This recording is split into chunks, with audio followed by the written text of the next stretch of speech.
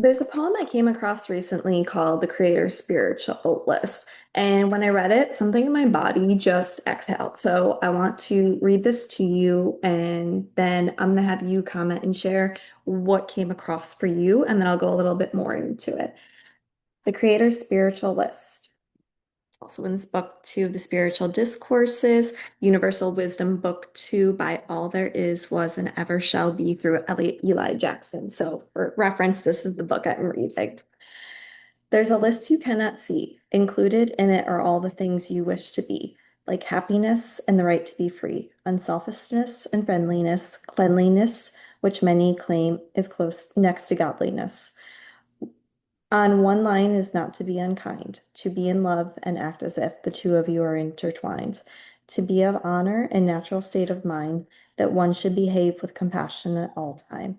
Yes, there is a list you cannot see. It is written in my heart of you and me.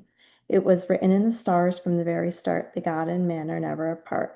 That a little child lives in each and every heart, and that all earth are really smart. That listening is an acquired art to figure out stuff you don't need a flip chart. That things are simple, not abstract art.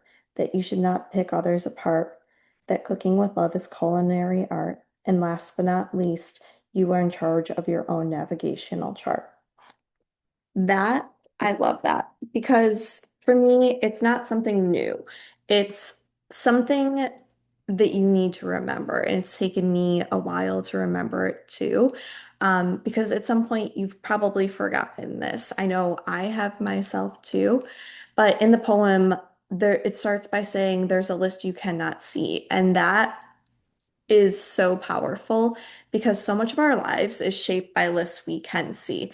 I very much am an people-pleasing overachiever who loves a good list, to-do list, goals, milestones, expectations, rules for who I should have been by a certain age, how healed I should be now in my journey, how successful I should be now, how productive I am. But this poem, it's talking about a completely different type of list. It's a list that isn't written on any paper. It's not in an app. It's a list that I can't go check it off to. This list includes intangible things like happiness, freedom, unselfishness, friendliness, kindness. There's no achievements, there's no status, there's no perfection. It's more of a state of being because I think often we're always trying to earn our worth. And the truth is, this list, it was never anything about earning anything, it was always remembering. Another line in the book says, on one line is to not be unkind, to be in love and act as if the two of you are entwined. This to me feels like such a simple instruction, like and a simple thing, but how often do we forget that? If you look at what's going on in the world today, it's not just about kindness towards others, but kindness towards ourselves too. I think, given in the society that we live in, we need to be more kind to ourselves because that is what is going to change the world and change it for the better, too. How often you think about how often we abandon ourselves for productivity and how often we speak to ourselves about ourselves in ways we would never speak to somebody that we love. This poem reminded me that love isn't something that we visit occasionally. It's more about how we move. Then it says, to be of honor of state natural state of mind that one should behave with compassion at all time. And that is absolutely something like I don't hear that as perfection. I hear that as like an orientation, not never miss it up, but when you forget to return back to compassion. Compassion should look like being a North Star for you, not your performance. One of the most powerful lines in the poem was for me, yes, there's a list you cannot see. It is written in the heart of you and me. And that to me, as somebody who has strived majority of my life for achievements, for recognition, for, putting my worth towards my productivity too, it got me pretty emotional because it suggested to me that I don't need to be taught this list. I don't need to be fixed into it. I don't need to hustle my way into alignment with it. I'm already carrying it too. And this is something it's in your body too. It's in your intuition. It's your quiet inner knowing. And the poem goes even deeper. It says, it was written in the stars from the very start, which this feels like a very like cosmic reminder of who you are, who you've always been, and that none of this was by accident. That your sensitivity, your softness, your desire for meaning, it wasn't something for you to grow out of. It was something for you to come home to. And the poem talks about God and man are never apart.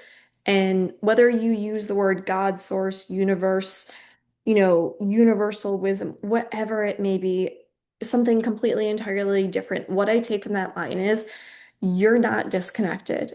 You're never abandoned. You're never doing it wrong for feeling deeply.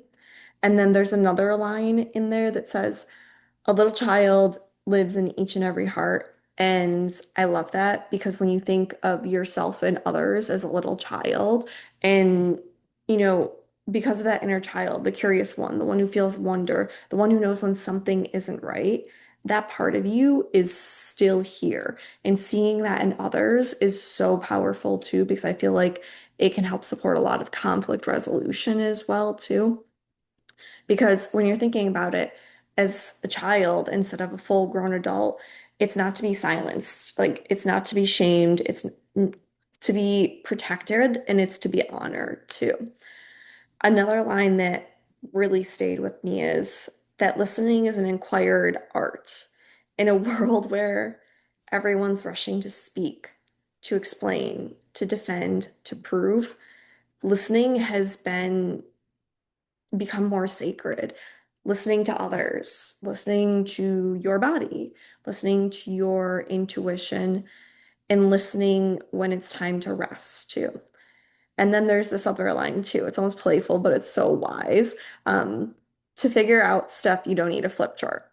I love a good flip chart too. But this means life doesn't have to be as complicated as we make it. The truth is, it's often simple. It's not easy, but it's simple. Kindness, honesty, love, and presence.